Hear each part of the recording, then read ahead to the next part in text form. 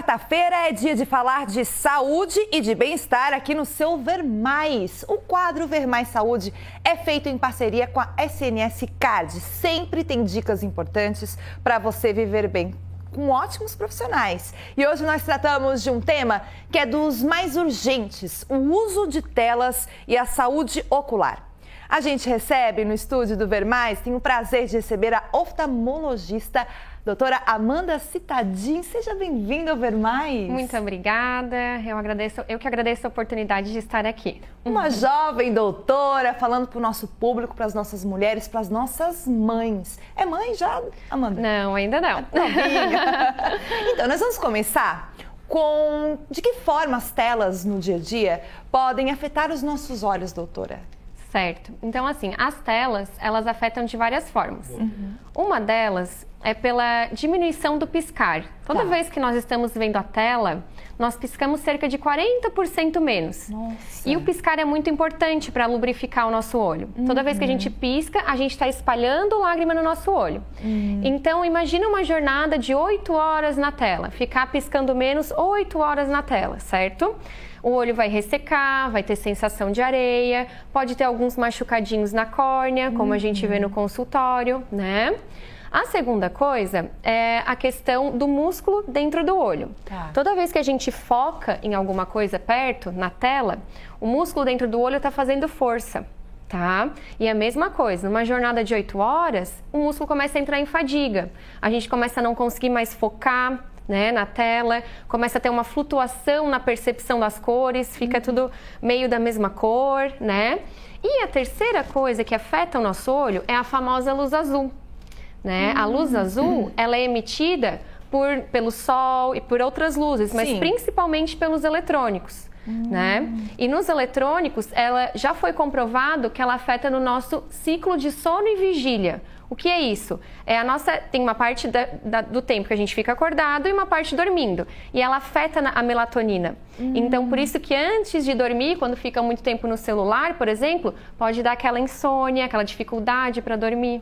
É o que a gente está vendo nessa criançada no ano passado, reclamação geral das mães, né? Sim. Foi isso. Agora, quais os principais sintomas dos problemas gerados pelas telas? Você falou de três problemas, né? E quais são os sintomas? Basicamente isso, assim, essa dificuldade de enxergar, essa fadiga ocular, dor de cabeça, né? Sensação de olho seco, tudo isso, quando está em excesso, deve ser procurado um oftalmologista, porque muitas vezes também tem um grau de óculos que antes não fazia muita falta quando não usava tanto tela, agora está fazendo. Então, primeira coisa, eu acho, o importante seria consultar um oftalmologista para ver o que está acontecendo, por que está tendo essas queixas, certo? Exatamente. Agora, existe alguém que é mais afetado do que outros? Há diferenças para adultos e crianças, por exemplo? Com certeza. Crianças, elas são mais afetadas pelo sentido de que aumenta a chance de ter miopia, criança que usa muita tela, certo?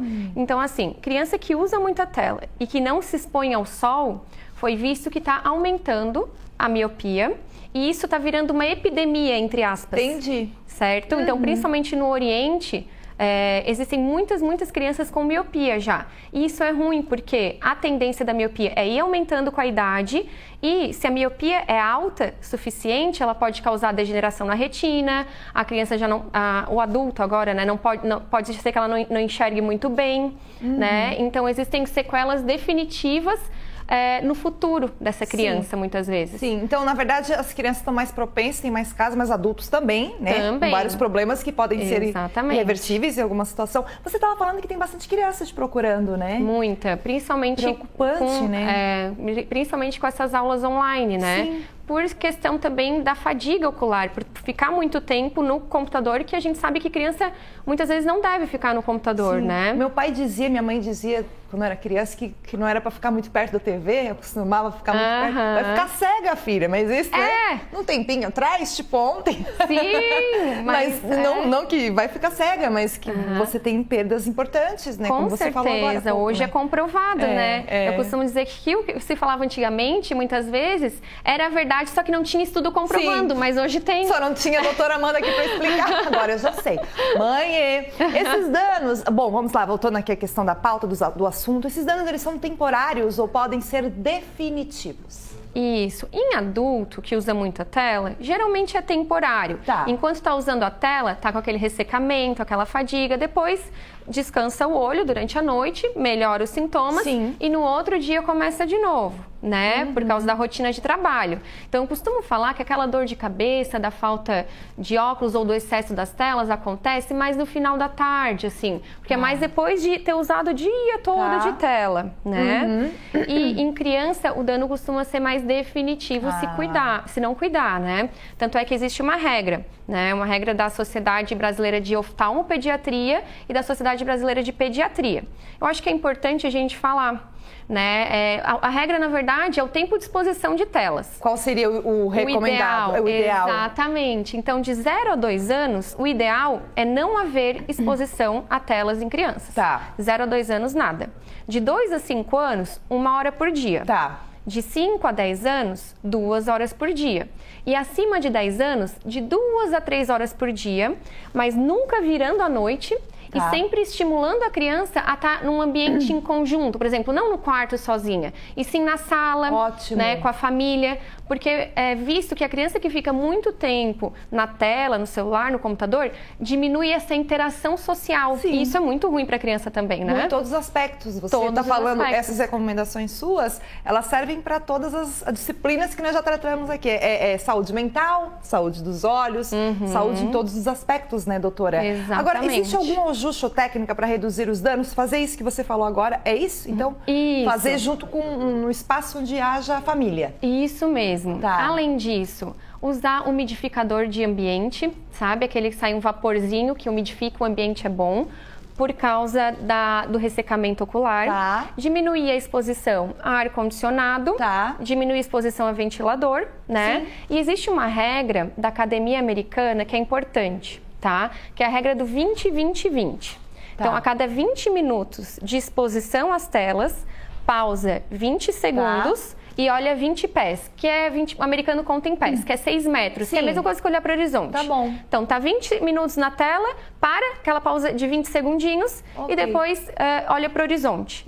Tá? Isso dá para fazer no trabalho, dá para fazer em qualquer local assim que você esteja, né? Uma dica muito boa, só para finalizar rapidamente, modo noturno ou modo escuro ajuda mesmo? Ajuda. Diminui o brilho e diminui aquele contraste do preto no branco e coloca as cores mais quentes. E com isso, diminui a intensidade da luz azul. Então, principalmente antes, né, ali no período noturno, é bom colocar em night shift, que é aquele nesse modo, que ajuda a descansar o olho. Gente, demais! Doutora Amanda Cittadin, foi ótimo receber um assunto super importante. Depois o pessoal pode ver no nosso site essa entrevista, né, completa e passar para as mães aí. Obrigada, querida. Muito obrigada. Eu que agradeço a oportunidade, a Clinivida e a SNS.